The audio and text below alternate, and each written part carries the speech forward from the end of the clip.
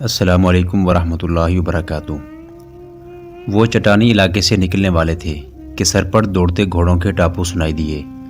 سب نے اپنے گھوڑوں کو ایڑیں لگائی اور نظر آ گیا کہ دو گھوڑ سوار پوری رفتار سے حلب کی سمت بھاگے جا رہے تھے۔ ان کی کمانیں اور ترکش صاف نظر آ رہے تھے۔ وہ یقیناً یہاں سے بھاگے تھے۔ یہ ہو سکتے ہیں تمہارے قاتل، ایک نقاب پوش نے کہا اور گھوڑے کو ایڑ لگا دی۔ دوسرے نقاب پوش نے بھی گھوڑا دوڑا دیا۔ دونوں نے تلواریں نکال لیں۔ لڑکی وہیں رہی۔ تمام محافظوں نے گھوڑے تعاقب میں ڈال دیے۔ ان میں سب سے زیادہ تیز گھوڑے نقاب پوشوں کے تھے۔ آگے کچھ علاقہ ریت کی ڈھیریوں اور گھاٹیوں کا تھا۔ بھاگنے والے سواروں نے گھوڑے موڑے۔ نقاب پوش تجربہ کار سوار معلوم ہوتے تھے۔ انہوں نے گھوڑوں کا رخ موڑ کر فاصلہ کم کر لیا۔ بھاگنے والوں نے کندھوں سے کمانیں اتار لیں اور ان میں ایک ایک تیر ڈال لیا۔ گھوڑوں کے رخ بدل کر انہوں نے تعاقب کرنے والوں پر تیر چلائے۔ تیر خطا گئے مگر تعاقب میں خطرہ پیدا کر گئے۔ نقاب پوش پہنچ گئے۔ فاصلہ چند گز رہ گیا تو بھاگنے والوں نے تیر چلانے کی کوشش کی مگر نقاب پوشوں نے انہیں مہلت نہ دی۔ ایک نے بھاگنے والے کے گھوڑے کے پچھلے حصے میں تلوار ماری۔ گھوڑا بے قابو ہو گیا۔ دوسرے نے بھاگنے والے پر تلوار کا وار کیا تو اس کا ایک بازو صاف کٹ گیا۔ دوسرے کا گھوڑا زخمی ہو کر بے لگام ہو گیا تھا۔ اسے محافظوں نے پکڑ لیا۔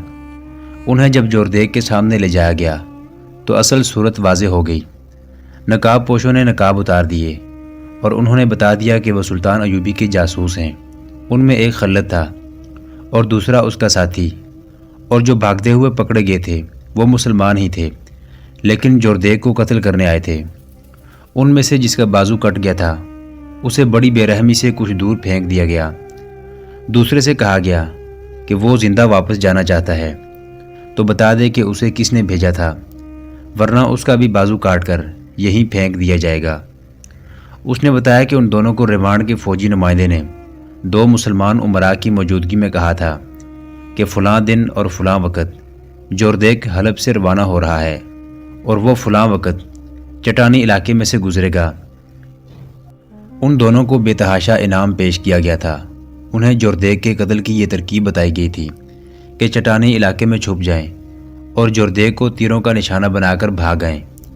مقررہ وقت پر دونوں اس علاقے میں پہنچ گئے اور گزرنے والے راستے کو دیکھ کر ایک بلند چٹان پر چھپ گئے۔ بہت سے انتظار کے بعد جوردیگ آ گیا۔ دو محافظ گھوڑ سوار آگے تھے، ایک اس کے دائیں اور دوسرا بائیں، باقی پیچھے تھے۔ تیر اندازوں نے نشانے تو ٹھیک لیے تھے لیکن پہلو والا محافظ آگے آ جاتا تھا۔ جوردیگ اور قریب آیا تو تیر چلاتے وقت آگے والا محافظ آگے آ گیا۔ تیر چلا دیے گئے لیکن نشانہ ذرا نیچے ہو گیا تھا۔ دونوں تیر گھوڑے کی پیشانی میں لگے۔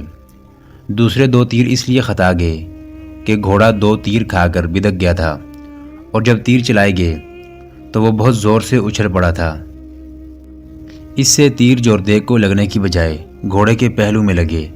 وہاں چھپنے کی جگہ بہت تھیں اور موزوں بھی تھیں۔ انہوں نے گھوڑے ایسی ہی ایک جگہ چھپا دیے تھے اور ان کے منہ باندھ دیے تھے تاکہ ہنہنا نہ سکیں۔ تیر انداز بھاگ کر کہیں چھپ گئے۔ انہوں نے محافظوں کو دیکھا جو بکھر کر انہیں ڈھونڈ رہے تھے۔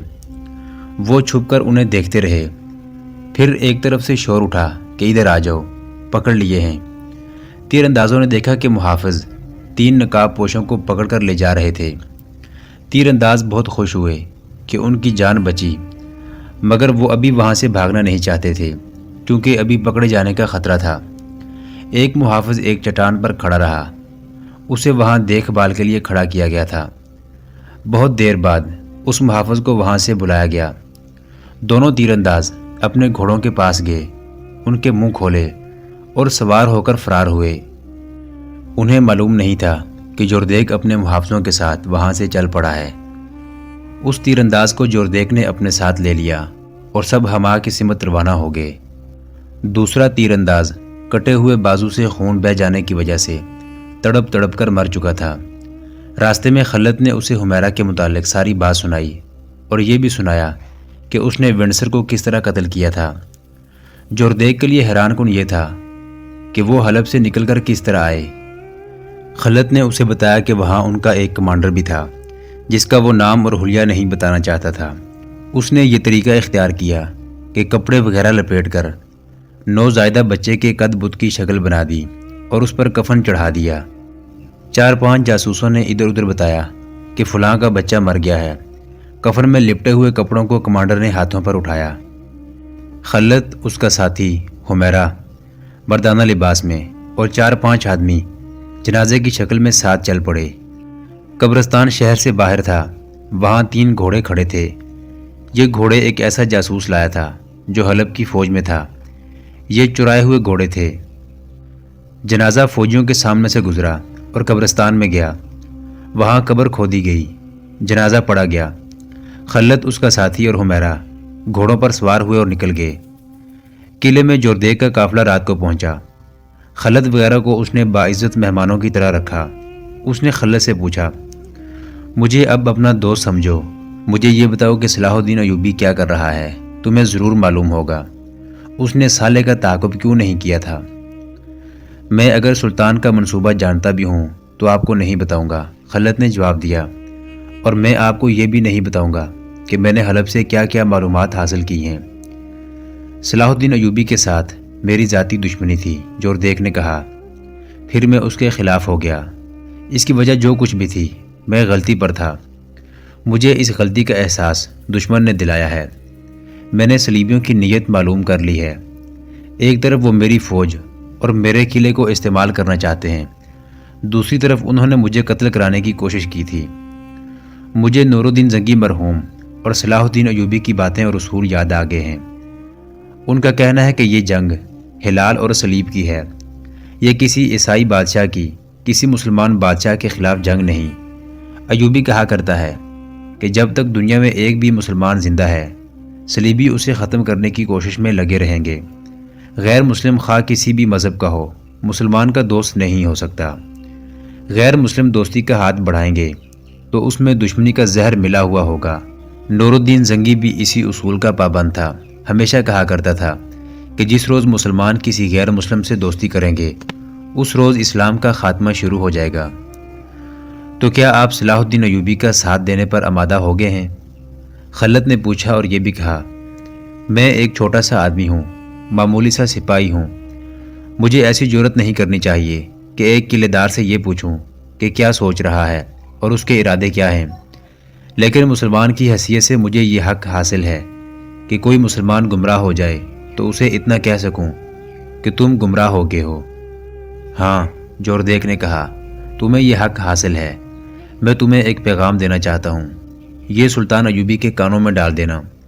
میں تحریری پیغام نہیں دینا چاہتا، میں اپنا کوئی ایلچی بھی نہیں بھیجنا چاہتا۔ تم ایوبی سے کہنا کہ ہما کے قلعے کو اپنا سمجھو، مگر اپنے کسی معتمد سالار کو بھی پتہ نہ چلنے دینا کہ میں نے یہ پیشکش کی ہے۔ یہ ایک بڑا ہی نازک راز ہے۔ اسے کہنا کہ صلیبی دوستی کے پردے میں ہمارے علاقوں میں قدم جماتے جا رہے ہیں۔ تم سردیوں کے بعد حملہ کرو، مگر یہ خیال رکھنا کہ ادھر سے تم پر پہلے ہی حملہ نہ ہو جائے۔ اگر تم نے پیش قدمی کی تو ہما کے راستے سے آنا، انشاءاللہ پرانی دوستی کا حق ادا کر دوں گا۔ دوسرے دن جوردیگ نے خلت، اس کے ساتھی اور حمیرہ کو رخصت کر دیا۔ صلیبی انٹیلیجنس کے کمانڈر وینڈسر کا قتل بے شک اتفاقیہ تھا۔ اس نے سلطان ایوبی کے 2 جاسوسوں کے لیے ایسے حالات پیدا کر دیے تھے کہ وہ ان آدمیوں کے ہاتھ قتل ہو گیا، لیکن یہ بہت بڑا کارنامہ تھا۔ اس کے قتل سے سلطان ایوبی کو یہ فائدہ پہنچا کہ اس کے دشمن کی انٹیلیجنس جو پہلے ہی کمزور تھی، منظم نہ ہو سکی۔ اس کے مقابلے میں سلطان ایوبی کا نظام جاسوسی زیادہ منظم اور ذہین تھا۔ اس کے جاسوس صرف جاسوس نہیں تھے جو پکڑے جائیں تو خاموشی اختیار کر لیں۔ اس نے جاسوسوں کو بڑی ہی سخت کمانڈو ٹریننگ دے رکھی تھی تاکہ وہ پکڑے جانے کی صورت میں لڑ کر نکلیں اور جسے قتل کرنا ضروری ہو اسے قتل بھی کریں، اور ان کے جسم اتنے سخت ہوں کہ زیادہ سے زیادہ اذیت، بھوک، پیاس اور تھکن برداشت کر سکیں۔ یہ خوبیاں خلت اور اس کے ساتھیوں میں بھی تھیں۔ انہوں نے نہ صرف صلیبیوں کے اتنے اہم افسر کو مار کر دشمن کو اندھا کیا، بلکہ جوردیگ جیسے سخت مزاج قلعے دار کے ساتھ ایسی باتیں کی کہ اسے سلطان ایوبی کا حامی بنائے۔ خلت نے سلطان ایوبی کو جب جوردیگ کا پیغام دیا تو سلطان کو یوں سکون سا محسوس ہوا جیسے صحرا میں ٹھنڈ کا ایک جھونکا بھولے بھٹکے سے آ گیا ہو۔ اسے ہر طرف دشمن ہی دشمن نظر آتے تھے، اپنے بھی دشمن، پرائے بھی دشمن۔ جوردیگ کے پیغام نے اسے سکون تو دیا، لیکن وہ کسی خوش فہمی میں مبتلا نہ ہوا۔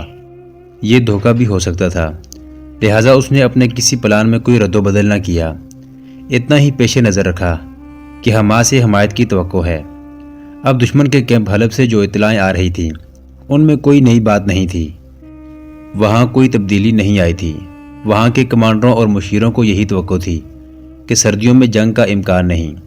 ایک اطلاع یہ بھی ملی تھی کہ صلیبی بظاہر سب کے دوست بنے ہوئے ہیں، مگر وہ در پردہ بڑے بڑے امراء کو ایک دوسرے کے خلاف اکسا رہے ہیں۔ یہ تو سلطان ایوبی کو معلوم ہی تھا کہ اصالے کے تمام ہواری ایک دوسرے کے دشمن ہیں۔ وہ اکٹھے صرف اس لیے ہو گئے تھے کہ سلطان ایوبی کو وہ اپنا مشترکہ دشمن بنا بیٹھے تھے، اور اس دشمنی کی وجہ یہ تھی کہ سلطان ایوبی انہیں عیش و عشرت کی اور مرضی کرنے کی اجازت نہیں دے سکتا تھا۔ انہیں سلطان ایوبی کا یہ مشن بھی اچھا نہیں لگتا تھا کہ سلطنت اسلامیہ کی توسیع اور استحکام کو جنون یا صحیح الفاظ میں ایمان بنا لیا جائے۔ وہ ان حکمرانوں میں سے نہیں تھا جو آرام اور سکون سے حکومت کرنے کی خاطر دشمن کو دوست بنا لیا کرتے تھے۔ اسے جنگی نوعیت کی جن معلومات کی ضرورت تھی وہ اس نے حاصل کر لی تھی۔ اس کی فوج سردی میں لڑنے کے لیے تیار ہو گئی تھی۔ اب رات کی ٹریننگ میں کوئی سپاہی بیمار نہیں ہوتا تھا۔ 1174 عیسوی کا دسمبر شروع ہو چکا تھا۔ سلطان ایوبی نے اپنے فوجی کمانڈروں کی آخری کانفرنس بلائی۔ اس میں مرکزی کمان کے تمام افسر شامل تھے اور دستوں کے کمانڈروں کو بھی بلایا گیا تھا۔ سلطان ایوبی نے انہیں پہلا حکم یہ دیا کہ اس لمحے سے فوج کی نقل و حرکت کے متعلق کوئی بات، وہ کتنی ہی بے ضرر کیوں نہ ہو، باہر کے کسی آدمی کے ساتھ نہیں کی جائے گی۔ جو عسکری اپنی بیوی بچوں کے ساتھ رہتے ہیں وہ گھروں میں بھی کوئی بات نہیں کریں گے۔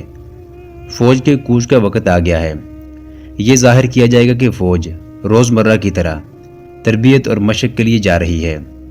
ان ہدایات کے بعد اس نے کہا، ہمارے عیش پرست اور ایمان فروش بھائی اسلام کی تاریخ کو اس موڑ پر لے آئے ہیں جہاں تمہارا اپنے ہی عزیزوں کے خلاف لڑنا تم پر فرض ہو گیا ہے۔ کیا کسی نے کبھی یہ سوچا تھا کہ میں اپنے پیر و مرشد نور الدین زنگی مرحوم کے بیٹے کے خلاف لڑوں گا؟ مگر صورت یہ پیدا ہو گئی ہے کہ بیٹے کی ماں بھی مجھ پر لعنت بھیج رہی ہے کہ اس کا مرتد بیٹا ابھی زندہ کیوں ہے۔ میرے رفیقو، تم جس فوج سے لڑنے جا رہے ہو اس میں تمہارے چچا زاد بھائی بھی ہوں گے، ماموں زاد اور خالہ زاد بھی ہوں گے۔ مجھے 2 بھائی ایسے بھی اپنی فوج میں نظر آئے ہیں جن کا ایک بھائی ایمان فروشوں کی فوج میں ہے۔ اگر تم خون کے رشتوں کو دل میں جگہ دو گے تو اسلام کے ساتھ جو تمہارا رشتہ ہے وہ ٹوٹتا ہے۔ کوچ سے پہلے تمہیں عہد کرنا ہوگا کہ تم یہ نہیں دیکھو گے کہ تمہارا مد مقابل کون ہے۔ تمہاری نظریں اپنے علم پر رہیں گی۔ دل میں یہ حقیقت بٹھا لو کہ تمہارے سامنے تمہارے کلمہ گو بھائی ہیں، مگر ان کی پیٹھ پر صلیبی ہیں۔ میں اس بھائی کو بھائی نہیں سمجھتا جو اپنے مذہب کے دشمن کو دوست سمجھتا ہے۔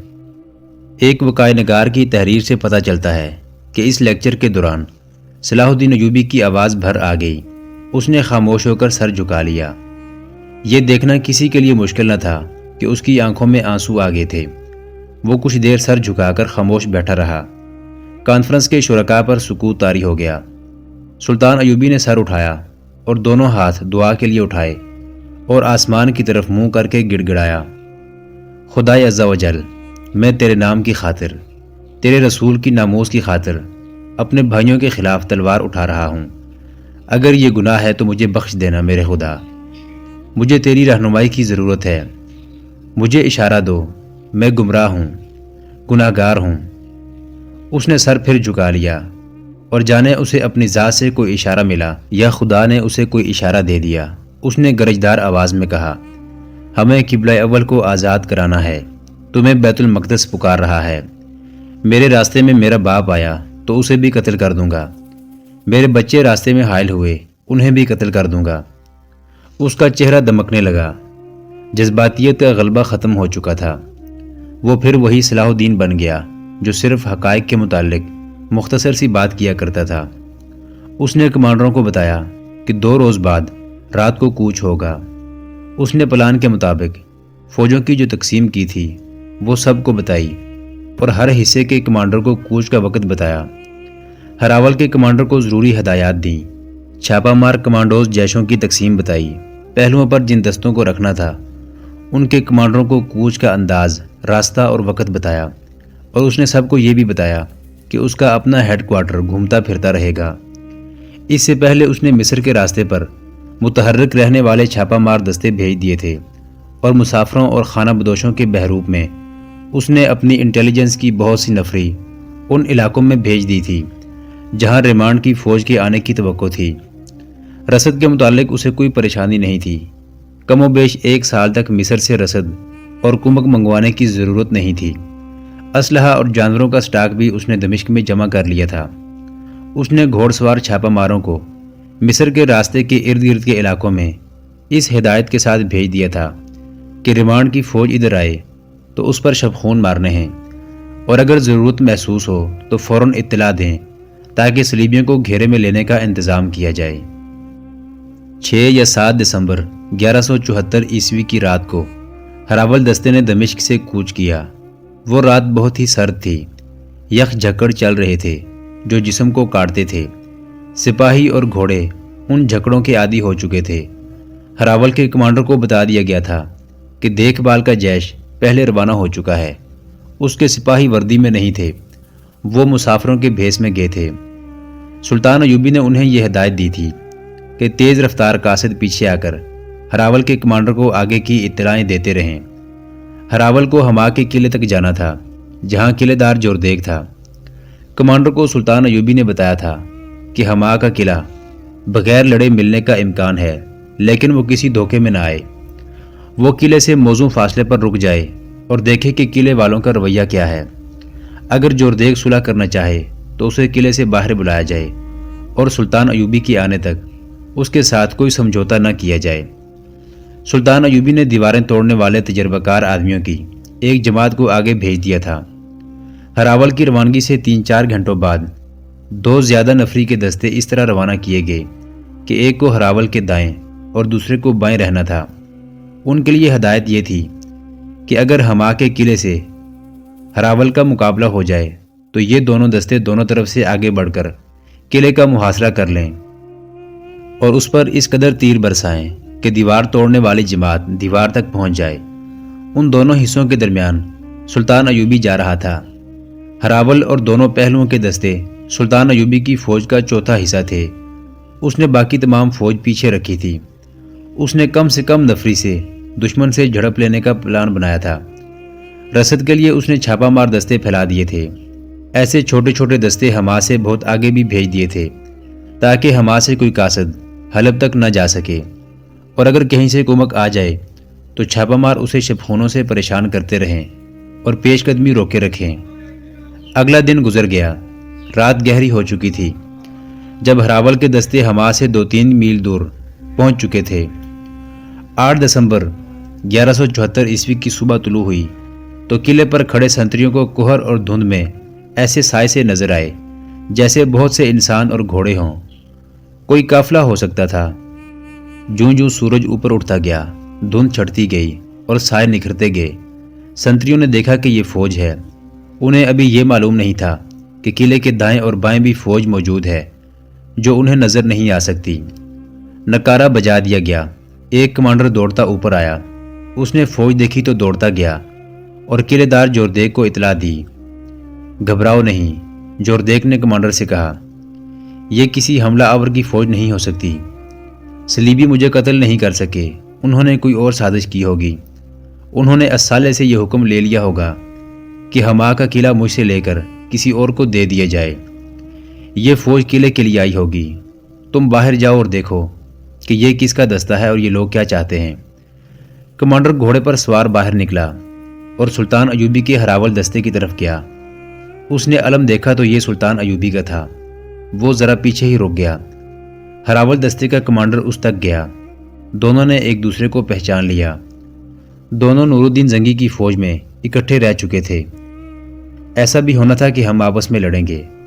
ہراول دستے کے کمانڈر نے اس کے ساتھ ہاتھ ملا کر کہا، زنگی زندہ تھا تو ہم دوست اور رفیق تھے، وہ مر گیا تو ہم دشمن بن گئے۔ تم کیوں آئے ہو؟ قلعے کے کمانڈر نے پوچھا۔ تم قلعے کو نہیں بچا سکو گے، ہراول کے کمانڈر نے کہا۔ میں تمہیں مشورہ دیتا ہوں کہ قلعے دار سے کہو کہ قلعہ ہمارے حوالے کر دے اور خون خرابہ نہ ہونے دے۔ ہم تمہیں زیادہ مہلت نہیں دیں گے، تھوڑی دیر میں قلعہ محاصرے میں آ چکا ہوگا، تمہاری کمک وغیرہ کے راستے بند کیے جا چکے ہیں، ہتھیار ڈال دو۔ قلعے کا کمانڈر کوئی جواب دیے بغیر واپس چلا گیا اور جوردیگ کو بتایا کہ صلاح الدین ایوبی نے حملہ کر دیا ہے اور وہ ہتھیار ڈالنے کو کہہ رہے ہیں، یہ دستے اس کے ہیں۔ جوردیگ نے چلا کر کہا، قلعے سے جھنڈا اتار لو، سفید جھنڈا چڑھا دو، سلطان صلاح الدین ایوبی آیا ہے۔ وہ دوڑتا باہر نکلا، گھوڑے پر بیٹھا اور قلعے سے نکل گیا۔ ہراول دستے کے کمانڈر کے پاس پہنچا۔ سلطان ایوبی بہت پیچھے تھا۔ جوردیگ ایک رہنما اور اپنے محافظوں کو ساتھ لے کر سلطان ایوبی کے ہیڈ کوارٹر کی طرف روانہ ہو گیا۔ سلطان ایوبی نے جوردیگ کو گلے لگا لیا۔ جوردیگ نے اس سے معافی مانگی، کچھ جذباتی باتیں کی اور قلعہ اپنی فوج سمیت سلطان ایوبی کے حوالے کر دیا۔ سلطان ایوبی اپنی مرکزی کمان کے ساتھ قلعے میں داخل ہوا تو اس نے سفید جھنڈے کی جگہ اپنا جھنڈا چڑھانے کا حکم دیا۔ جوردیگ نے قلعے میں مقیم فوج کے چھوٹے بڑے کمانڈروں کو سلطان ایوبی کے سامنے بلایا اور کہا کہ تم سے ہتھیار نہیں ڈلوائے گے، تمہیں کسی نے شکست نہیں دی۔ اپنے سپاہیوں سے بھی کہہ دو کہ اپنے آپ کو شکست خوردہ نہ سمجھیں، ہم سب مسلمان ہیں، اب ہم صلیبیوں اور ان کے دوستوں کے خلاف لڑیں گے۔ سلطان ایوبی جس مہم پر نکلا تھا اس کی پہلی منزل اسے کسی کاوش کے بغیر مل گئی۔ وہ خدا کے حضور سجدے میں گر گیا۔ اس کے بعد اس نے جوردیگ کے ساتھ آگے کا پلان بنانا شروع کر دیا۔ مشکل ایک ہی تھی کہ جوردیگ کے دستوں کو سردی میں لڑنے کی مشق نہیں کرائی گئی تھی، تاہم اس قلعے کو اڈا بنا لیا گیا۔ جوردیگ کے دستوں کو ایسے طریقے سے تقسیم کیا گیا جس سے یہ دشواری ختم ہو گئی کہ وہ سردی میں نہیں لڑ سکیں گے۔ مگر سپاہیوں کو پتہ چلا تو انہوں نے احتجاج کیا اور مطالبہ کیا کہ وہ سلطان ایوبی کی فوج کے ساتھ آگے جائیں گے اور لڑیں گے۔ آگے ہمس کا قلعہ تھا۔ سلطان ایوبی نے کوچ کا وقت ایسا رکھا کہ ہمس تک رات کو پہنچا جائے۔ اس نے اسی ہراول کو آگے بھیجا، لیکن اب کہ اس نے ڈپلائی میں کچھ رد و بدل کر دیا، کیونکہ ہمس میں اسے کوئی توقع نہیں تھی کہ قلعہ بغیر لڑے اس کے حوالے کر دیا جائے گا۔ اس نے دیکھ بھال کے لیے ایک پارٹی آگے بھیج دی تھی جس نے راستے میں اطلاع دی تھی کہ قلعے کا محل وقوع کیا ہے اور گرد و پیش کے احوال و کوائف کیا ہیں۔ سلطان ایوبی نے چند دستے اس طرف بھیج دیے جدھر سے مدد وغیرہ آنے کی توقع تھی۔ اس نے اپنی رسد ہما کے قلعے میں جمع کر لی اور رسد آگے لے جانے کے راستے کو کئی گشتی پارٹیوں اور چھاپہ ماروں کے ذریعے محفوظ کر لیا۔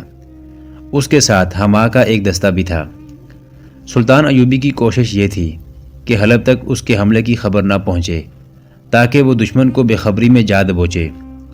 اس نے اس کا انتظام کر دیا تھا، اپنے آدمی حلب کے راستے پر پھیلا دیے تھے جن کے لیے یہ حکم تھا کہ وہ کسی بھاگے ہوئے فوجی کو یا کسی ایسے غیر فوجی کو جسے یہ معلوم ہو کہ حملہ شروع ہو چکا ہے روک لیں۔ محترم ناظرین، سلطان صلاح الدین ایوبی کی تاریخ پر مشتمل سیریز دیکھنے کے لیے چینل کو سبسکرائب ضرور کر لیں۔